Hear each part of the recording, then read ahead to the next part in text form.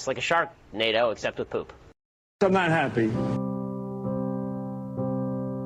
I don't need Elizabeth Warren or the government giving away my money. Calling Mike Bloomberg an oligarch has implications in this country that I think are unfair and unreasonable. I care.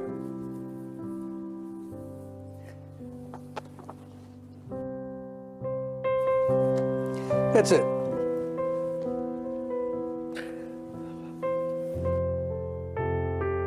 Makes you think of some rich person who got their money off of oil in Russia, who's taking advantage of a broken and dysfunctional system. Bernie Sanders saying, the country's corrupt, our system's corrupt. Be careful about that language, Bernie.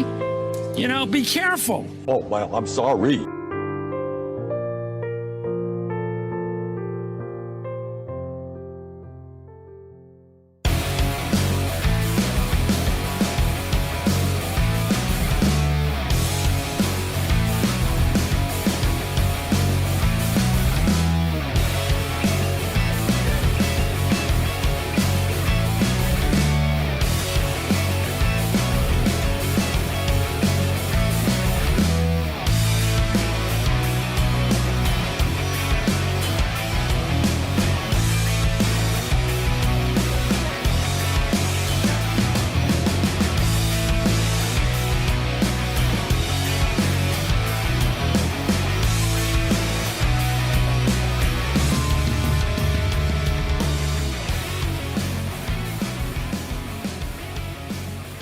Around the nation, Waldorf Nation. Hey, everybody, welcome to the show. It's Monday. It's a new week. Guess what? The former president has been, of course, acquitted.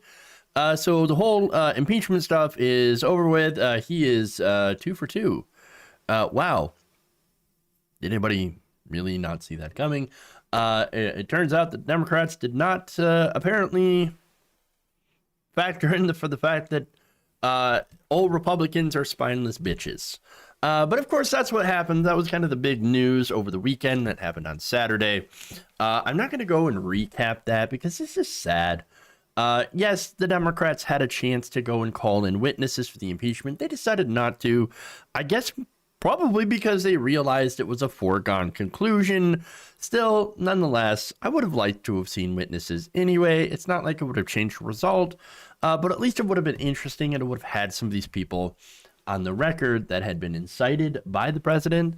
Would have been very interesting. But again, I guess, you know, the Democrats were just like, yeah, whatever.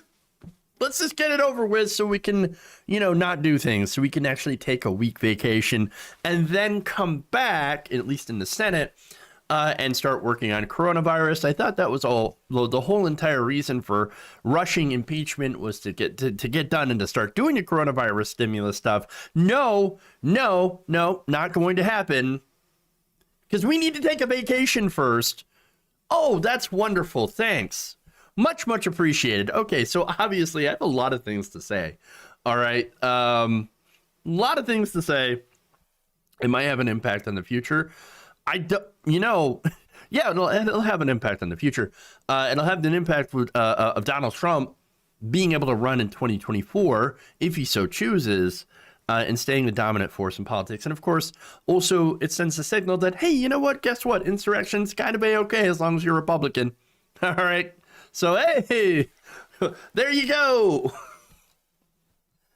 Oh, boy. All right. Anyway, so, yeah, I'm in a bit of a mood. So I guess we might as well start to dive in. I do want to, you know, give a little peek at some of the stories we're going to be talking about today. Obviously, we've got a hilarious video from the Trump impeachment. And apparently, one of the Trump Stop the Steal lawyers couldn't stop the steal. Meaning that he couldn't stop himself from stealing. Fun. We have a Trump supporter, another Trump rioter, insurrector, that is begging a judge, please give me special favors. We've got American Idol trying to rehab Kellyanne Conway. That's enraging. That's a frustrating story. We've also got police mocking George Floyd over, on Valentine's Day. Really, really sick stuff. And we've got the Postmaster General, who is going to make the mail even slower and more expensive for you. So wonderful. Fun times. All right. That said, before we dive in, please like, share the stream. Very important that you do so. Obviously, we like, I like to hear, and not really hear, but you know what I mean. I like to see your comments. I like to read your comments. I like to read your super chats. Obviously, that goes to help the show too. Also on Twitch, love the interaction there. And if I can see the Facebook comments, like at some point during the show, they tend to show up in my chat bar. But I'm not trying to ignore you, Facebook. I love you guys too, and gals. So don't worry. Continue making your comments, and at some point, my machine will actually recognize them. So anyway, let's dive in.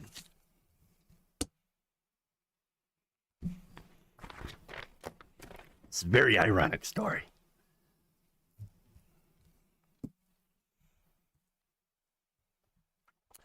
One of Trump's Stop the Steal impeachment lawyers just couldn't help himself. He decided that the only steal that he was going to stop is, well, not himself. In fact, there's some video here that followed the end of the second impeachment trial of the president. And here you're going to see Trump lawyer Michael Van Der Veen stealing. Take a look. Obviously, there's no sound to it, but you can see, he's just reaching. He's just like, okay, I'm just going to take these, a little bit of a souvenir here. Those are, of course, congressional coasters. Look, this is from the Washington Post, okay? They reported that when it was over, there were no handshakes or any apparent interaction between the two panels of lawyers. Van Der Veen did return to the lectern, where he appeared to pocket Senate-branded coasters. So, just emblazoned with the seal of the Senate, and he's like, ooh, I need to take me one of those. I don't have that at home. By the way, those I would assume that they're not free.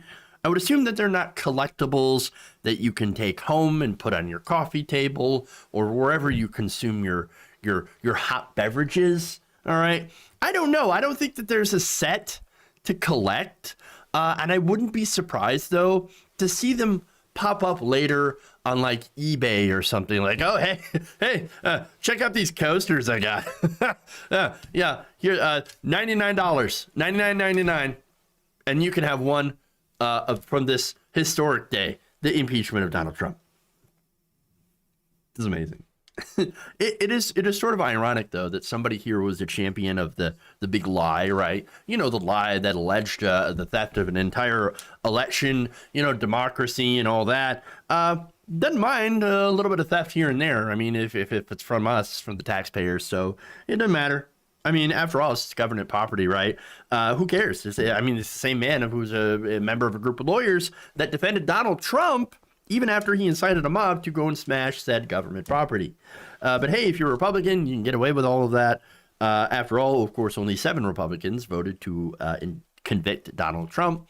And interestingly enough, this was the most bipartisan impeachment ever, where you had 53 senators vote to convict. But I'm sorry, 57. 57 versus 43 senators who did not, I know, basic math fail, right? 43 did not. And so, well, it didn't hit that 2/3 majority threshold. And so Donald Trump continues to walk free. Yeah. I mean, come on. So, look, there's some more interesting stuff about Van Der Veen, okay? So he apparently filed a lawsuit against then-President Donald Trump, accusing him of making repeated claims that mail-in voting is rife with fraud, right? Despite, of course, having no evidence to support it. So Van der Veen's like, man, you really should stop lying about this election thing. There was no election fraud. Joe Biden did not steal the election, but then suddenly Donald Trump was kind of hard up for lawyers. And so here comes Michael Van der Veen. He's like, hey, I need some money. Yeah, what's funny is that Donald Trump doesn't pay his lawyers, so I'm guessing that him stealing these things is probably because Donald Trump probably won't pay him anyway, so he's got to get something out of it, right? So now there was a 78-page defense brief filed on Monday where the lawyers argued that Trump was entitled to express his belief that voting irregularities attributed to legal changes to election laws, and that had, of course, tainted the election. Now, they weren't even making an argument about fraud. I thought the entire Trump defense is voter fraud. Well, it turns out the lawyers wouldn't do that because, well, you would get in trouble for lying to a judge. So that said, the fraud, this was about Trump's incitement of a riot. Well, fraud is what was used to incite these people. He talked about massive voter fraud, Biden stealing the election through voting machines that were, created by the ghost of Hugo Chavez, Venezuela, Iran, whatever, right? Insert boogeyman here. And somehow that attributed to Biden winning the election over Donald Trump, or quote unquote stealing the election. And so there's that. Again, Rudy talked about that, the voting machines. A lot of Trump related officials talked about this. And guess what? They're being sued by the creators of the voting machines, Smartmatic and Dominion Voting Systems. So those are two companies that are launching gigantic lawsuits against anybody who's trying to talk about this whole voter fraud thing. They allege massive voter and election fraud with zero evidence, of course. And the lawyers in the impeachment trial were not able to make that claim because, again, there was no evidence and you can't actually lie in court. This entire stop the steal thing, total hypocrisy, of course. In reality, we know that Donald Trump tried and failed to steal an election by whipping up his fans into a frenzy over months of lies, culminating in a deadly insurrection attempt, to which he just got, with the help of these lawyers and 43 Republican senators, off scot-free, completely. And that's it. Yeah. If you don't think that this is going to have repercussions, you're not paying attention. Because it absolutely will. And we're going to have to see what happens, what those repercussions will be going forward.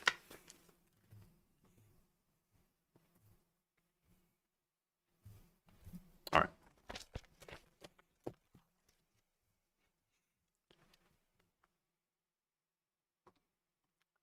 Moving on.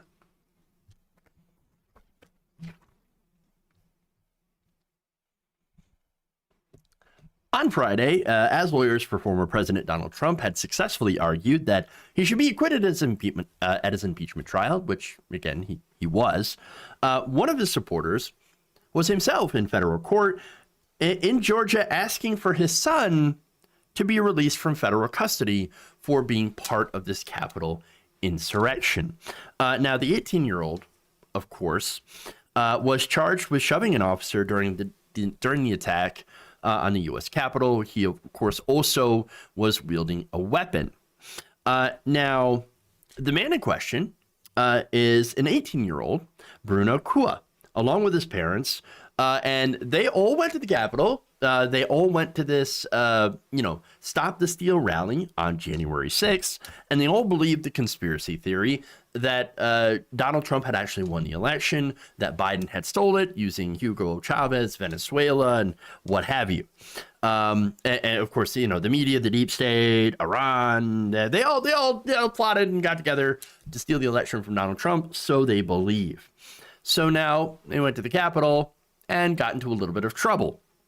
Now, on Friday afternoon, Bruno's father, Joseph Kua, told a federal magistrate judge why he thought, despite the fact, of course, that he had brought his son to that rally and believed in the conspiracies that drove the attack, that he and his wife would be good custodians of their son until his trial. Don't worry, just send him back home with us. He'll be fine here.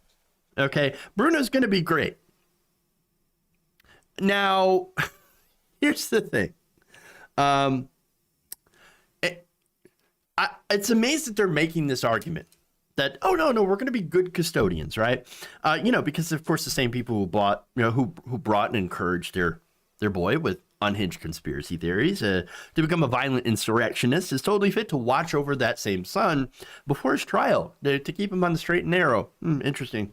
Not only that, but his dad had testified that he had known that his son had brought a weapon, a baton, with him when they went to the Capitol. Because, of course, what did he think that his son was going to do with that? He brought a weapon. At least it wasn't a gun. But seriously, it's a baton. You can beat somebody with that. So now, Bruno himself is facing federal charges, including assault on a federal officer, civil disorder, and obstruction of an official proceeding in Congress, of course, and all of it was planned by the family, of course. In fact, on Parler, which, by the way, is just return to service. Parler's back up, so now you can parlay all day, all right? Now, when he was on there, the younger Kua posted things like, President Trump is calling for us to fight. This isn't a joke. This is where and when we make our stand. And again, considering the context with him bringing a weapon there, you can reasonably deduce that he was ready to actually do some physical harm. So, again, wasn't a joke. And it was a lie as well. And now the, insurrection had, of course, failed. The parents are suddenly like, our bad. Listen to this argument from the father, Joseph. He says, I share responsibility in that as a middle-aged man. I feel like I can filter a little bit of that with reality, but I felt like as a teenager, he was drinking it in and just believed it too much. I myself feel pretty embarrassed that I think a lot of us felt like this happened, and we believe these people and be disillusioned that there was no big reveal and nothing came out. It's disillusioning, disheartening, and embarrassing, quite frankly.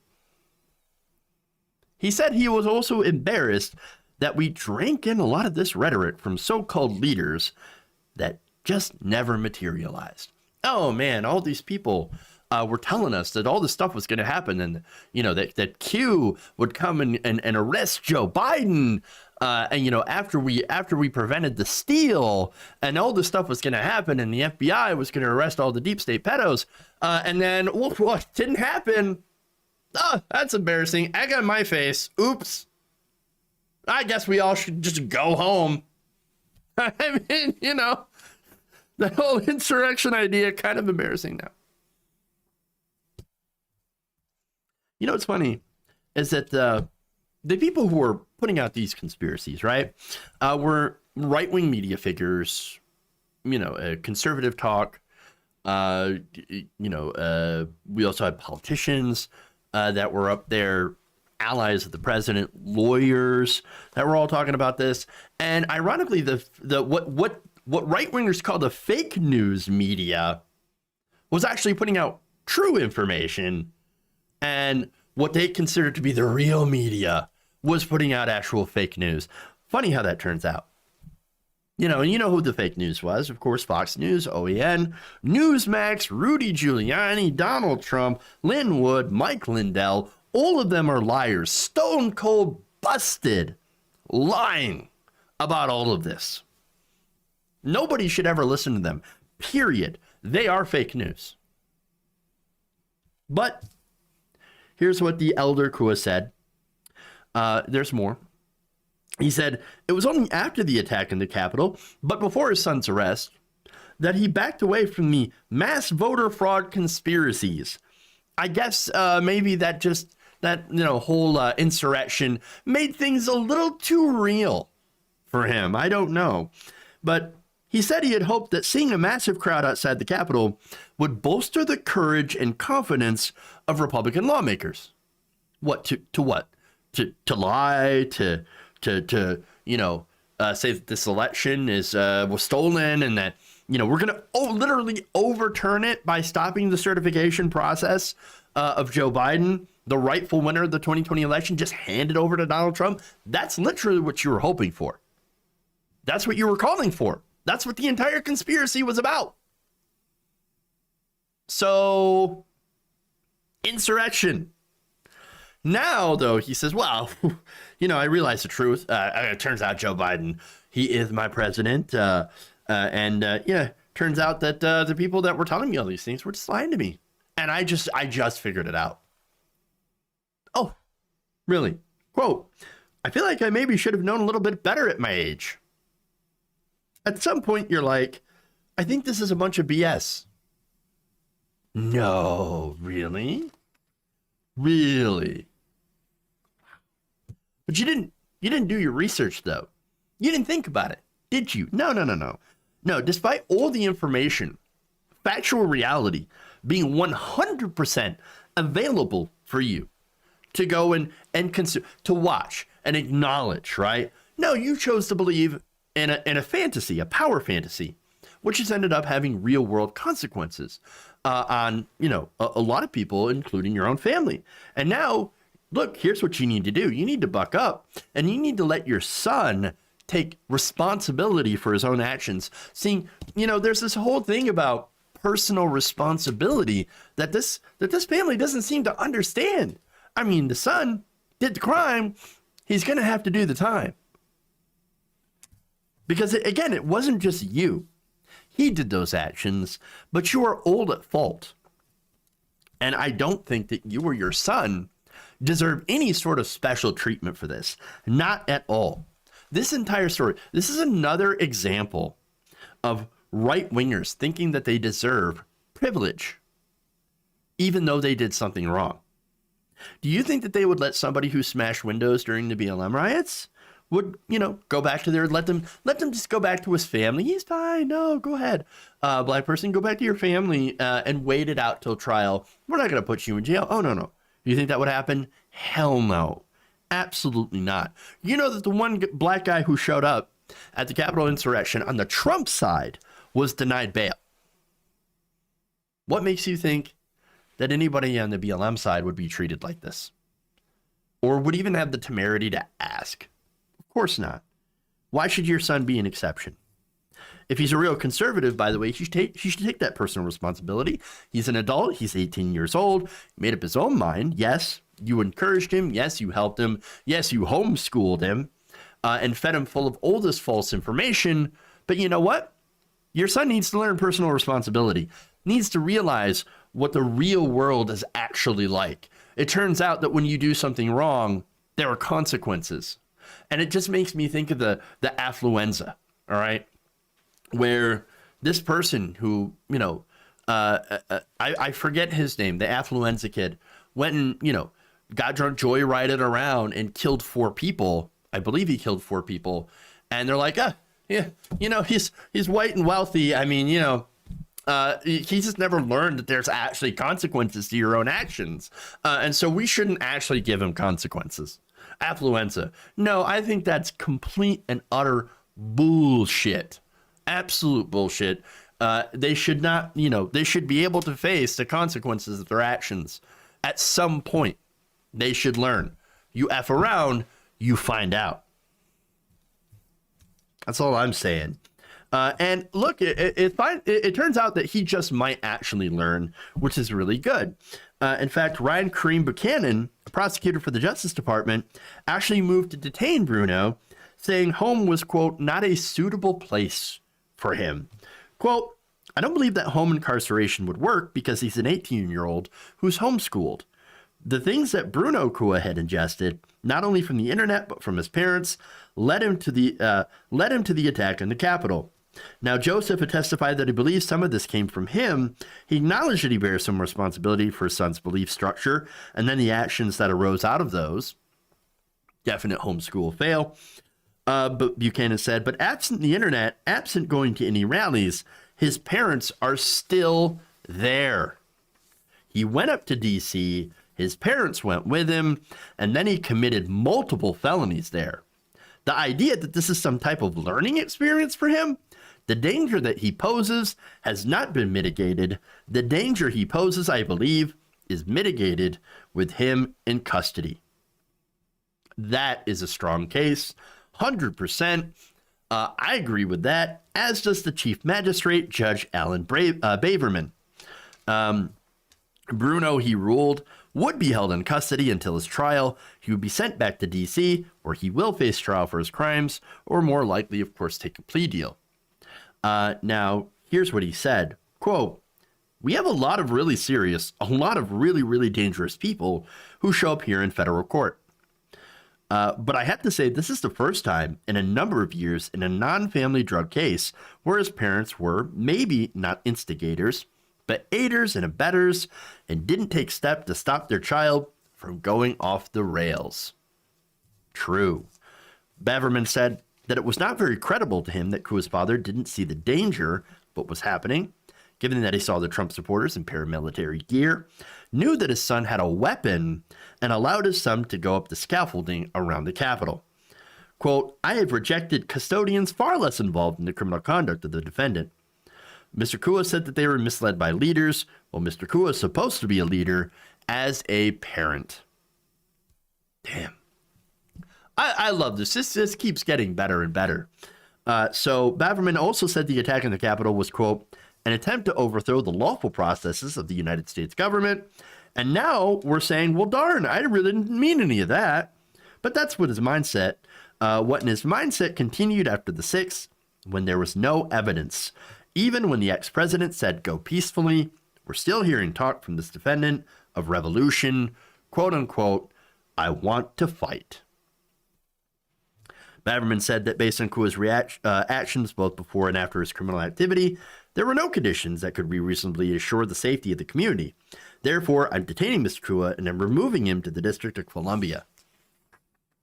If only, by the way, if only all the Capitol insurrectionists would actually face consequences for what they did. Trump didn't. Trump never, Trump incited. He's not going to face any consequences, probably never will. Because even the impeachment was nothing more than a political trial. There would have never been any sort of criminal charges to come out of that. And sometimes I find that just absolutely insane, where you can do essentially what amounts to stochastic terrorism, getting people to do, violence through your words, through your rhetoric. But even some of his supporters, though, ended up getting some sort of preferential treatment. You remember Mexico Jenny? The one who asked for, hey, look, I got this fancy retreat later on. I really want to go. It's a work retreat to Mexico. And I really want to go. But this whole court thing, please just let me go. Well, they let her go. And so, well, there you go. She got to go to her fancy retreat. But at least one judge seems to understand that there is consequences for your actions. But the nerve of them asking is it's just another example of white right-wing privilege.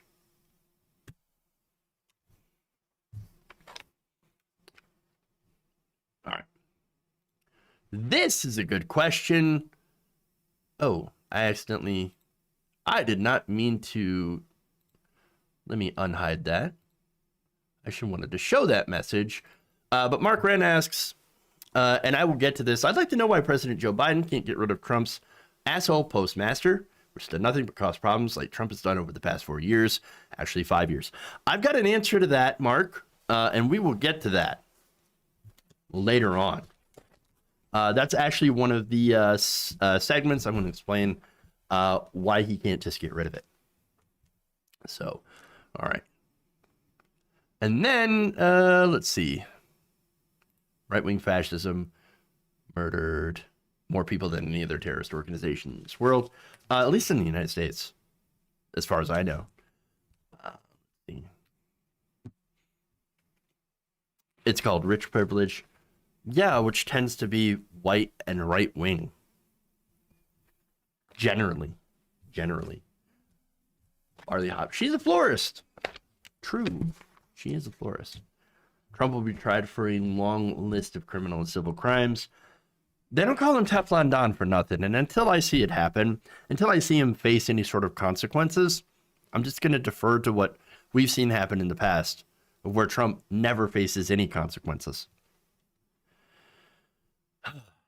Okay. Why hasn't Biden gotten rid of Trump's tax cuts? That's a great question. I would assume having to do with the budget, they would have to have enough people to beat the legislative filibuster, but that's my this is my read of the situation. All right. Let's go to Kellyanne Conway, and then we're going to take a quick break. So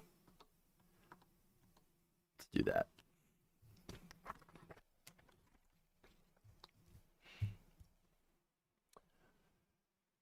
Former Trump counselor Kellyanne Conway is a pretty terrible person. I've done a lot of stories about her. Not only, of course, did she serve as a mouthpiece for the Trump administration for quite some time, coining things like the Bowling Green Massacre. Remember that? Which, of course, didn't happen. It's not a real thing. And yes, alternative facts. But she's also been feuding pretty publicly with her teenage daughter, Claudia. Now, even going so far as to share a lewd photo of her on social media. Now, Claudia is only 15 or 16.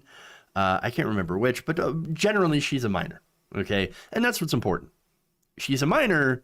And if you share photos of minors on social media, lewd photos, that is, of course, a crime. That is sharing child pornography. So now, wait, I thought QAnon, I thought the right wing were all worried about the children. Save the children, save the children. So what's going on with Kellyanne Conway? Why hasn't she been banned from social media? Why hasn't Twitter kicked her off the platform? Why hasn't anybody arrested her? What's going on here?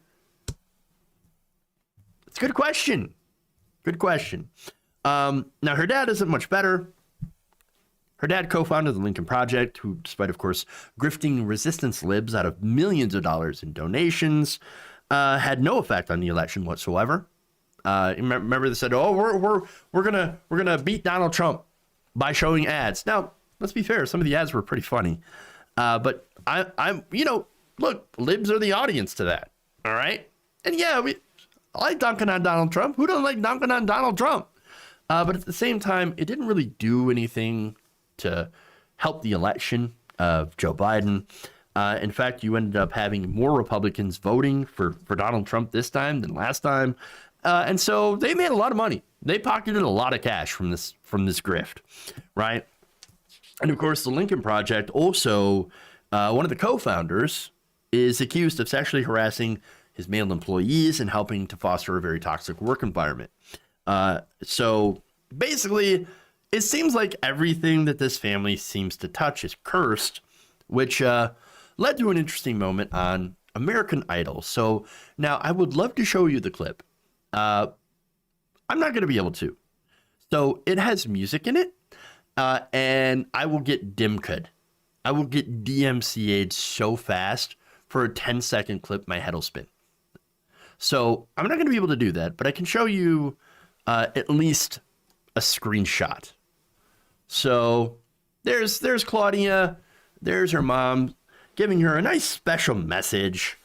Kellyanne was beamed in via video to tell her teenage daughter how proud she was of her, despite the fact the two had been bitterly fighting one another in public over the last several months. Here's what she said: "We love you so much. We're really proud of you." Okay, so there you go. Now, that was public. Millions and millions of people saw the softer side of Kellyanne.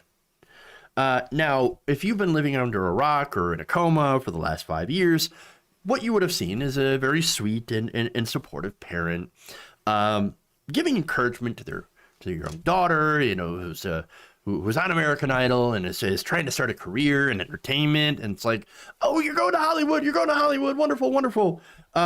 Now, everybody else who's been paying attention sees it for what it is. And this is American Idol basically rehabilitating a horrible person.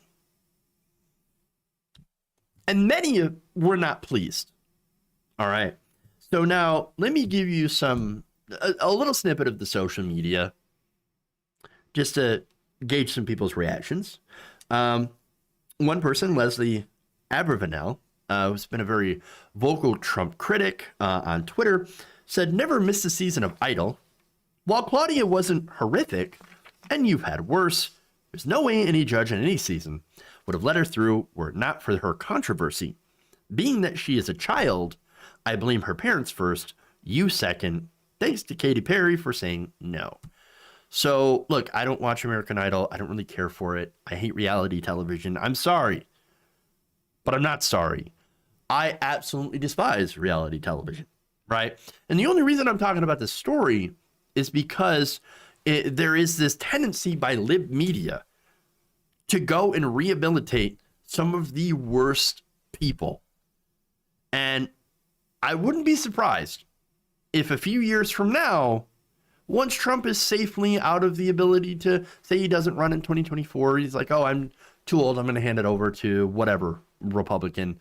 Once he's no longer a danger to the establishment, they're going to say, oh, Donald Trump, and you're going to have, Michelle Obama hugging him or something. I don't know. It's kind of gross. The whole idea of rehabilitating these monsters. But that's unfortunately what I see this situation being. And so, there's more responses that kind of talk about this, right? So now Stephen Boatwright says, this is the worst thing you've ever broadcast. And the bar was already so low. It's true. So true. The Normunist Party says, wait, was this tape before the alleged abuse? Or was it the entire drama a cunning PR stunt to launch someone's pop career? Now, this was taped back in November, right? But from what I could tell, from what I know of the Claudia Conway saga, and yes, I have not been talking about this on the show, but the Claudia Conway saga basically has been years of abuse and them fighting on social media, and so I don't know if this is like, it's starting to make me wonder if this is like a grift. Again, the whole family is full of grifting. What if? And see, and this is why I generally tried to stay away from this whole thing, because if it is actual abuse, then it's horrible. It's horrific. And that, she should emancipate herself and not be part of that family. But like at the same time, like if it's a weird stunt, if it's a grift, that's worse. And I don't even want to think about that being a possibility, because when you think about the implications of this, then it really makes you lose faith in humanity in general. And so, that's oof. Social Fly says her audition was taped in November, and Katy Perry had offered Claudia very specific advice to, quote, turn down the noise on social media and in her life. Given the family's very recent very public breakdowns, your producer has a responsibility not to exploit this for ratings. It's gross. I agree.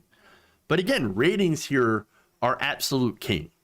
And that's what, no matter what the real situation is, ABC News is like, ratings. I mean, of course, their drama is great. Ooh, I can't wait to exploit it. I can't wait to make some money and some clicks and all that. David Hobby says, remember, and she's mocking Kellyanne, remember, honey, winners are people who are happy to exploit their underage daughter on national TV to try to rehab their reputation after working for a wannabe dictator. Lawyer Martin says, why are you allowing this criminal her redemption? Well, as I mentioned before, ratings. It's always been ratings. Again, this is the same network that rehabilitated Sean Spicer. Remember Spicy? Who was like hiding in the bushes? and would come up with just the most egregious lies for the Trump administration. They don't care about the truth. They don't care. What do they care about? Well, and what is this about? It's about the club. They're all in the club, and it's a big club. We're not in it.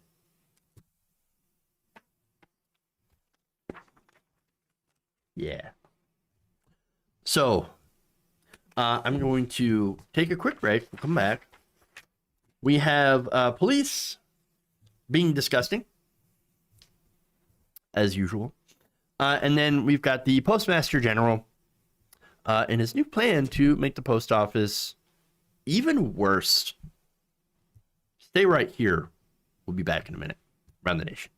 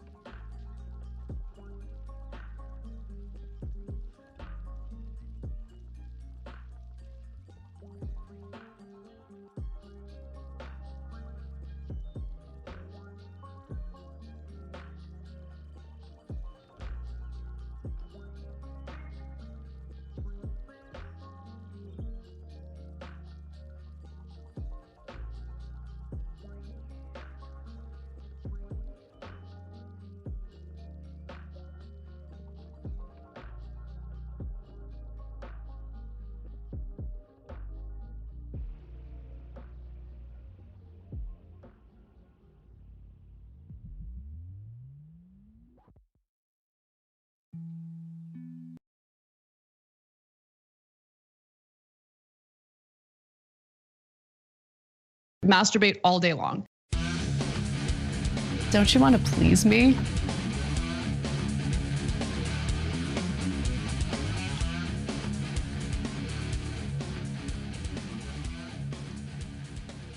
Welcome back to the show. Around the Nation right here. Whoa, I'm pushing buttons. God, I hope Anna never watches the show. Doesn't get mad at me for that. Oh my God. Somebody's probably going to send it to her anyway and be like, hey, seriously. Like, what are you doing? Don't do that. All right. Anyway. So somehow, I kind of lost your super chats. I know.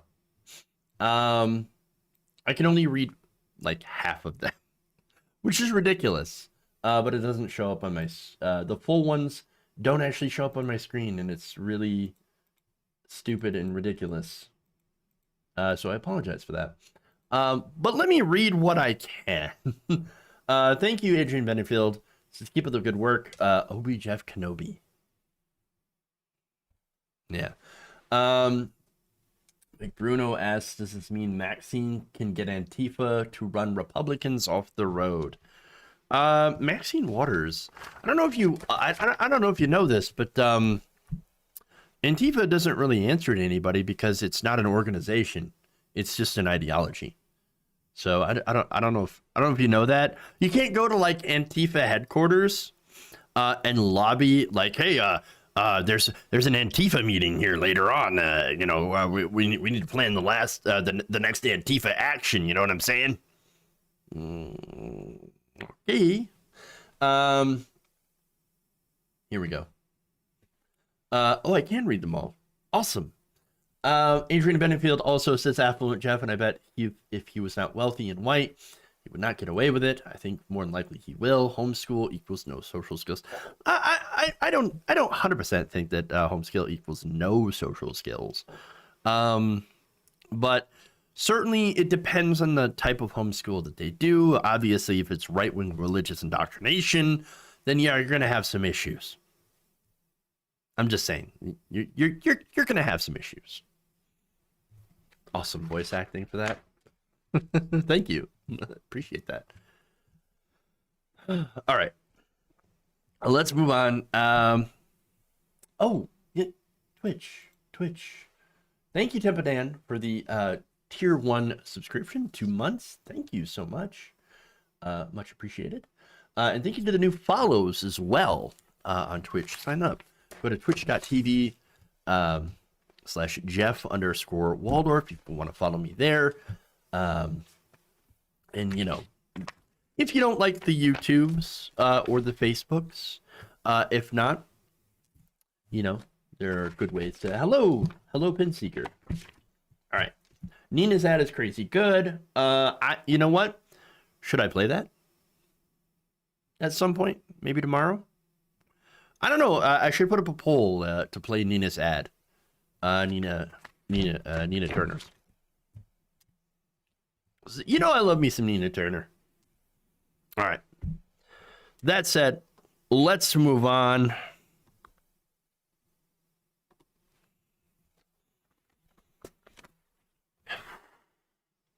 Let me read this comment too. Homeschool doesn't equal lack of social skills to pandemic and social distancing notwithstanding. That's kind of what I was saying. It really is, I think, in a case-by-case basis. Okay.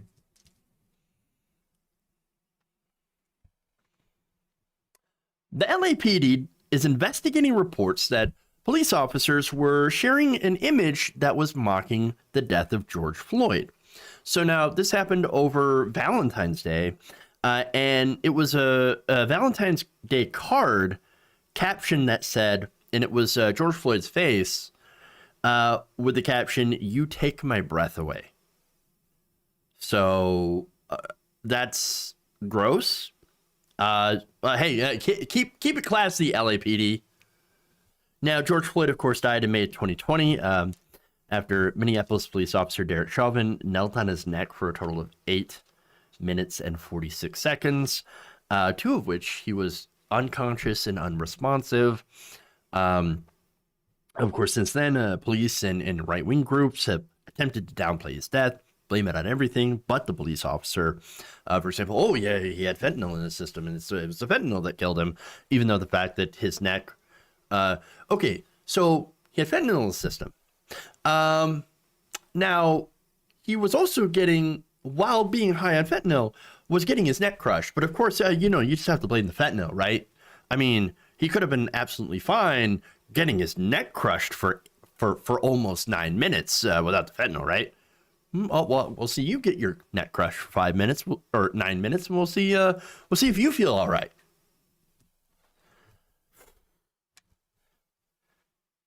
Not only that, but of course, look, the coroner report, and that's what's really important. The coroner report literally said homicide. They ruled his death a homicide.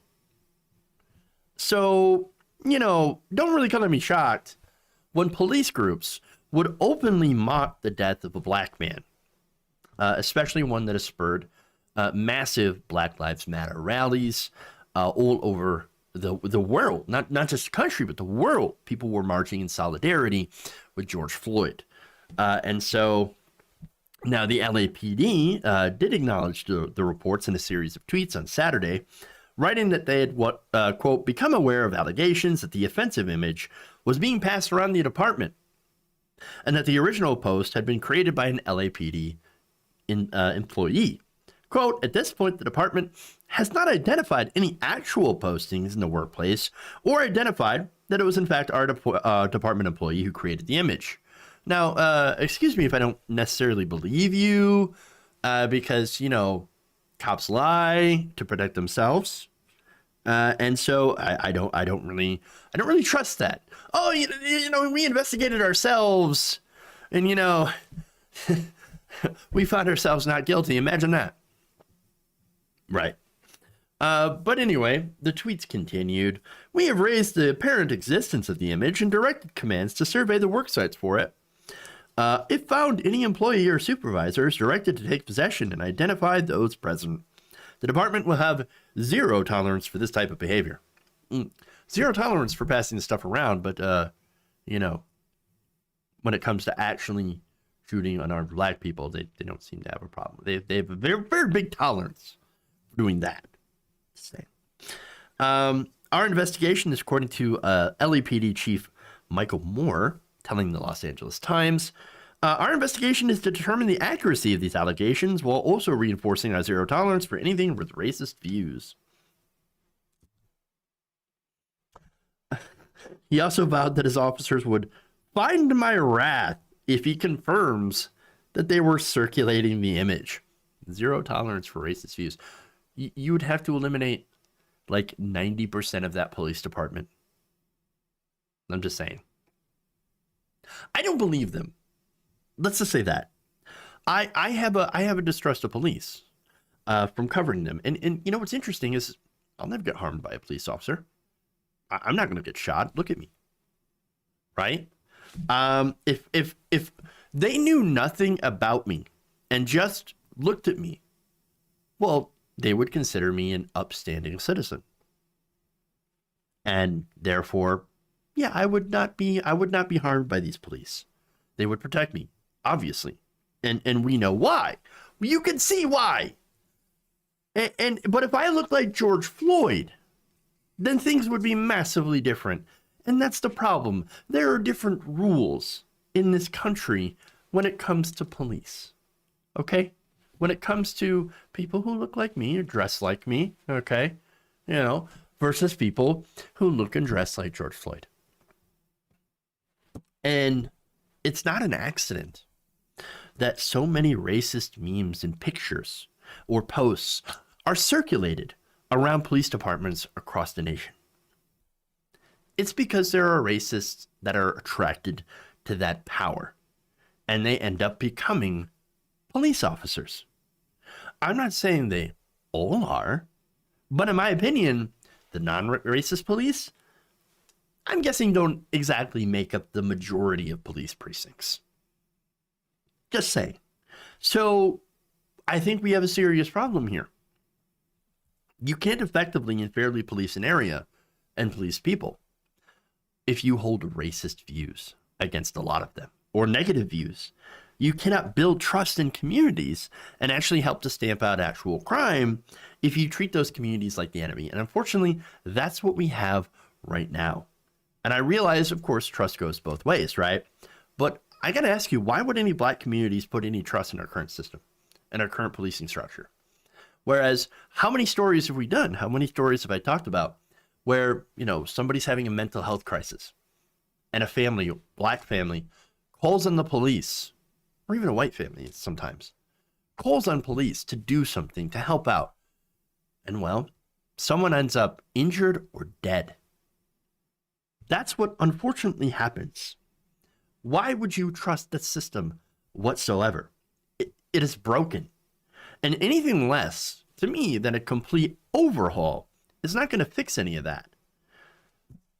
And the sad thing is, I don't see Biden, I don't see Democrats, I don't really see anybody who is actually willing to fix the system by doing an overhaul of it. And I just wonder how many more George Floyds it's going to take until that happens. So, all right.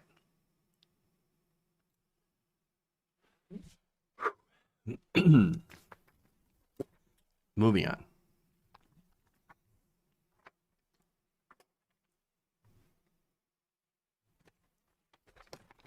One more story for you.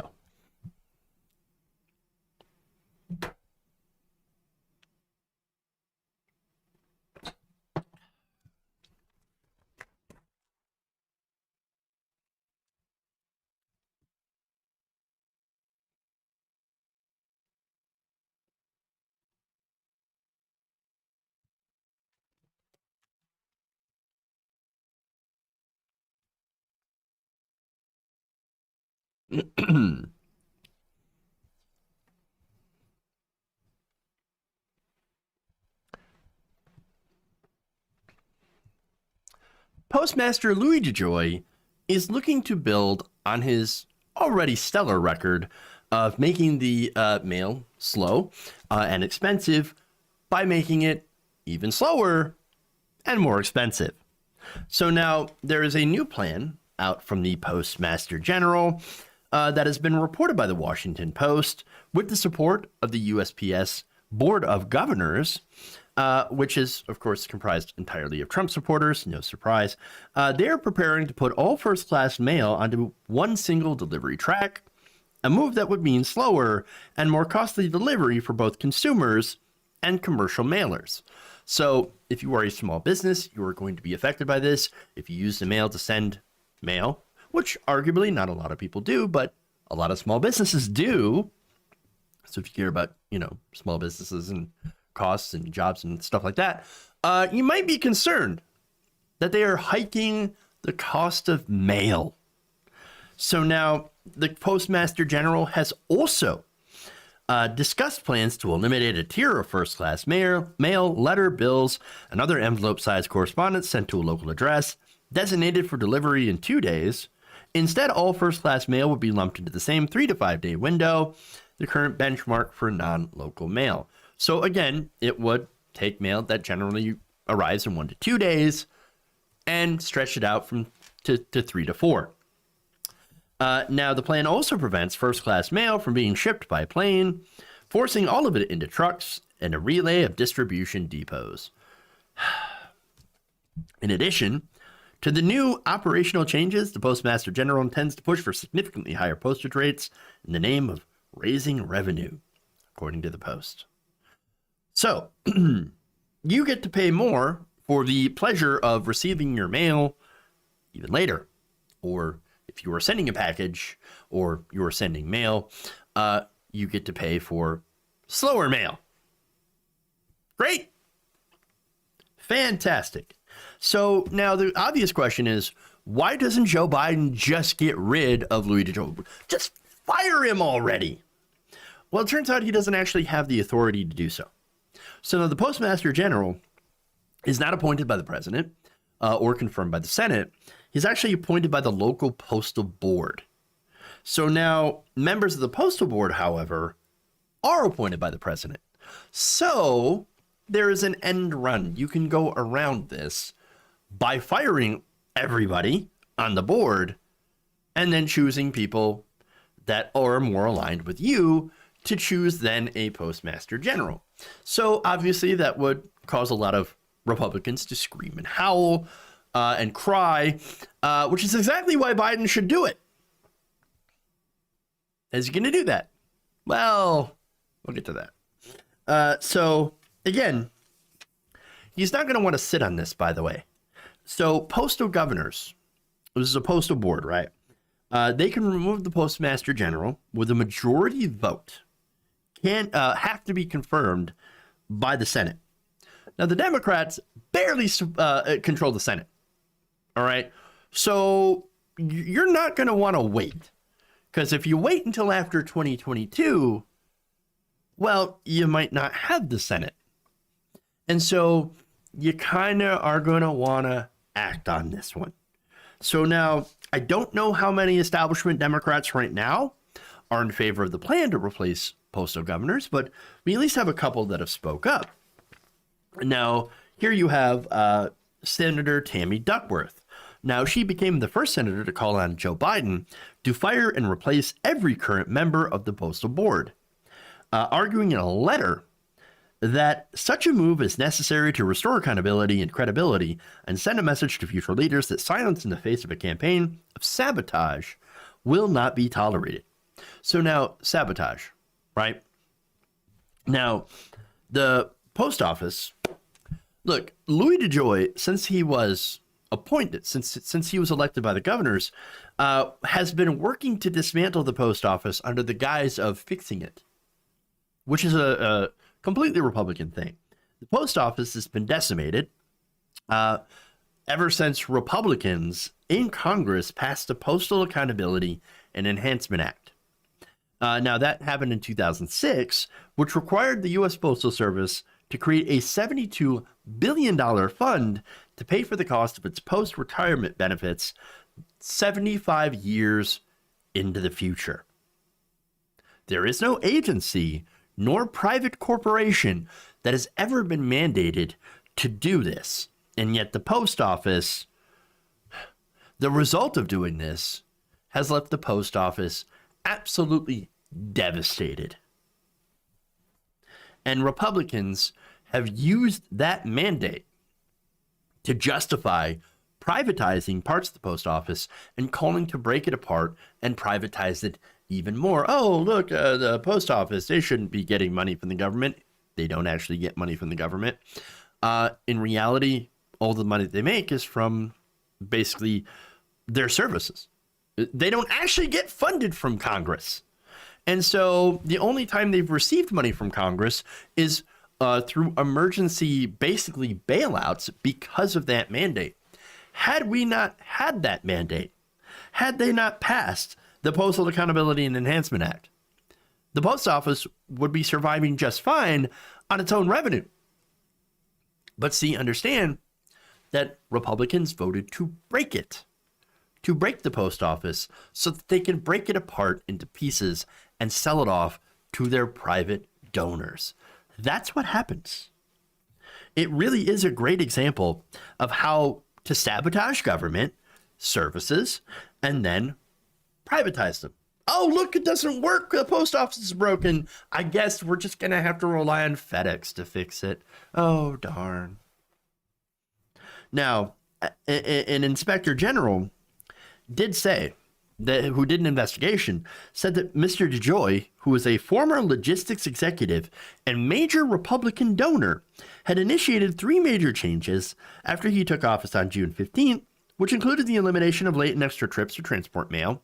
So no more overtime, so you can't get your mail out on time, which has led to massive backups in mail rooms and disorganization, as well as an experimental program that changed how letter carriers sorted and delivered mail in hundreds of zip codes. It's also got rid of a lot of these sorting mail machines, as well as done a complete reorganization. All of that has been found to have, of course, hurt the timeliness and the delivery itself of mail. And now, if somebody doesn't do something, well, it's actually going to get worse. So now there's a couple of things that Biden could do, right? First, he could fill existing vacancies, with his picks, right? So now, could he, there are some open seats, and then he could hope that enough people on the board of governors would then vote to remove DeJoy. He could also just go nuclear, which I'm in favor of. Go nuclear, get rid of all of them, and replace them all. And let me explain why that is the better opinion, the better option. So now, if you were to do the less controversial option, which that's the Joe Biden thing, right? He's going to fill vacancies. A new board would include 5 Democrats, but one of them, Donald Lee Moak, is the Trump-appointed so-called moderate who, along with the rest of the board, backed DeJoy when he came under fire for alleged corruption. If he declined to join Biden's nominees in firing DeJoy, the Postmaster General would retain his position indefinitely. And, of course, if DeJoy were to stay, that would doom the post office. Now, again, he could, go nuclear, and that would be it. He could fix the problem. Why won't he do that? Well, It's because Joe Biden is probably worried what Republicans are going to say. He is, of course, ran on the whole, oh, I'm going to be bipartisan and I'm going to, I'm going to build back better, but I'm going to do it by the rules and I'm going to do it safe. And I'm going to reach out to my Republican friends across the aisle and we're going to get nothing done. Again, Biden, what any Democrat should do is try to push for the repeal of the Postal Accountability and Enhancement Act. Now, of course, they probably need 60 votes in the Senate to, unless, of course, they nuke the filibuster, which is, again, something that the Biden administration is unfortunately not willing to do. And so we are stuck with this. We are stuck with this. Now, understand, too, that maybe the post office, fixing the systemic problems in the post office is not something that it really is taking his priority, right? Whatever coronavirus stimulus legislation might include some relief for the post office, but generally keeps the same structure and same leadership intact. I understand that the coronavirus does take precedence, of course. And we did just get done with impeachment in the Senate, and there's a lot to do, but we need to make a plan. Biden needs to make a plan, I should say, to do something. Millions of people right now rely on the mail for medications. Small businesses, of course, rely on it for supplies and correspondence, of course. And if you slow it down and you raise prices, well, that's going to have a negative impact on a lot of people, especially given the volume of mail and packages going through the post office today because of the virus. So I think he's got to do something, and I think he's got to do something fast. Because, hey, Democrats, now's the time to save the post office. Because if you wait until 2022, if you wait until the Republicans say that they want to actually fix something, well, the Republicans are likely lying to you and just want to weaken the post office further because they want to privatize it. And if Biden, allows us to continue, that's exactly what's going to happen. All right. Anyway, that's all I got for y'all. Hembadan, thank you for the gifted tier 1 sub. Appreciate that. Actually, 2 gifted tier 1 subs. And Rain AK, thank you for the subscription with Prime. Much, much appreciated. Thank you for supporting independent progressive media. Also, yep, okay, I already got that one. Let's see. Any super chats to read here before we go? Let me check. Nope. All right, cool. Thank you for everybody who's sent a super chat in. Much, much appreciated. Please like and share the stream if you haven't already. Please subscribe as well. Thank you to all you wonderful viewers, listeners, and all that across the different platforms. I love you all. Thank you. And remember, change begins with you. Good night, everybody. And we'll see you tomorrow.